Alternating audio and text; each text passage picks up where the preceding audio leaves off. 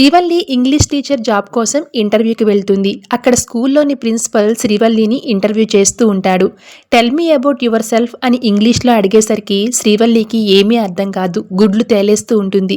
వీడేంటి ఒక్క ముక్క కూడా తెలుగులో మాట్లాడడం లేదు, బయటపడిపోతాన్రా దేవుడా, మావయ్యకి విషయం చెప్తే నా డొక్క చింపి డోలు కట్టేస్తారు, నాకు ఇలాంటి పరిస్థితి వచ్చిందేంట్రా దేవుడా అని కంగారు పడిపోతూ ఉంటుంది శ్రీవల్లి.